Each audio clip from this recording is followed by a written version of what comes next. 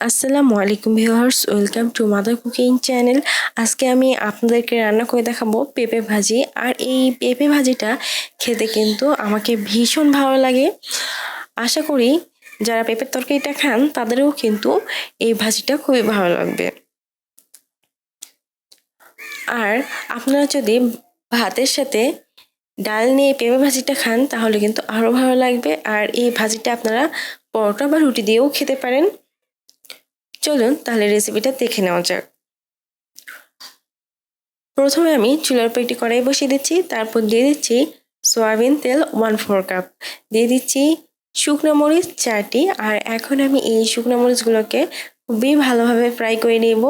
এই সময় শুকনো মরিচগুলো প্রায় ফ্রাই করা হয়ে গেছে এবং শুকনো মরিচগুলো থেকে খুবই সুন্দর একটা স্মেল বের হয়েছে। এই সময় আমি দিয়ে দিব ধনিয়া 1 চা চামচ, মৌরি 1 চা চামচ, দিয়ে দিব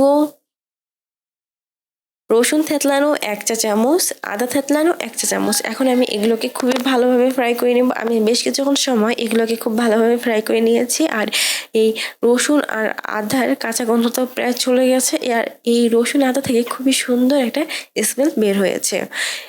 আর এগুলো প্রায় ব্রাউন কালার হয়ে এসেছে। এখন আমি এর মধ্যে দিয়ে দিব পেঁপে। আর এই পেঁপেগুলোকে আমি পাতলা পাতলা ছোট ছোট করে কেটে নিয়েছি। আমি এখানে প্রায় 500 গ্রামের মতো পেঁপে কেটে দিয়েছি। এখন আমি এই পেঁপেগুলোকে খুবই ভালোভাবে নাড়িয়ে দিব।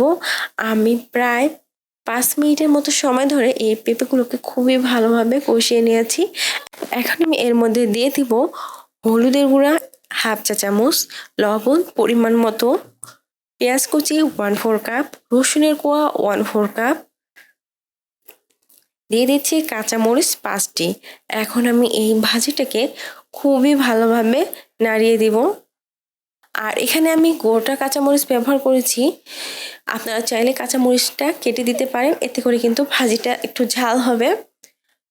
আর আমি এই ভাজিটাতে কোনো প্রকার ঝাল দিচ্ছি না, যাতে বাড়ির ছোট বাচ্চারাও এই ভাজিটা খেতে পারে। তাই আমি এখানে গোটা কাঁচামরিচ ব্যবহার করেছি।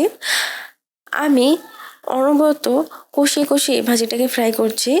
আমি প্রায় 6 থেকে 7 মিনিটের মতো সময় অনবরত কষিয়ে কষিয়ে এই ভাজিটাকে ফ্রাই করেছি। আর লবণ দেওয়ার কারণে এই ভাজিটার থেকে কিন্তু কিছুটা পানি বের হয়েছে।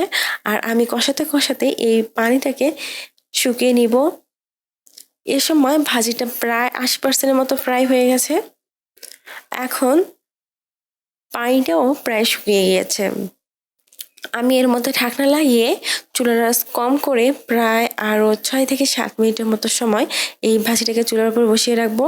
এতে করে কিন্তু ভাজিটা খুবই ভালোভাবে কুক হবে এবং ভাজিটা খুব সুন্দর নরম হবে এবং খেতেও কিন্তু অনেক ভালো লাগবে।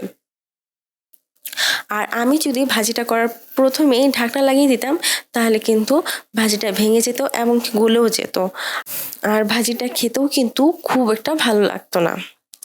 ফিরে এলাম প্রায় 5 থেকে 6 মিনিট পর। এখন আমি আপনাদেরকে ঢাকনাটা খুলে দেখাচ্ছি। এই সময় ভাজিটা কিন্তু খুবই ভালোভাবে কুক হয়ে গেছে এবং প্রতিটা পেঁপে কিন্তু খুবই ভালোভাবে সিদ্ধ হয়ে গেছে।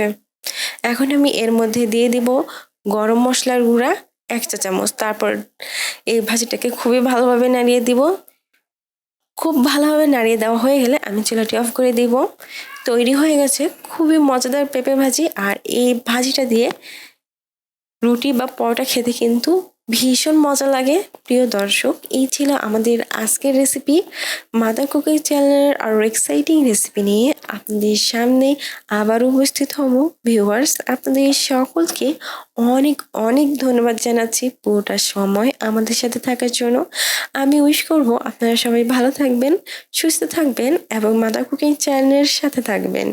এই চ্যানেলে নতুন হয়ে থাকলে চ্যানেলটি সাবস্ক্রাইব করুন এবং ভালো লাগলে লাইক কমেন্ট ও শেয়ার করুন। ধন্যবাদ।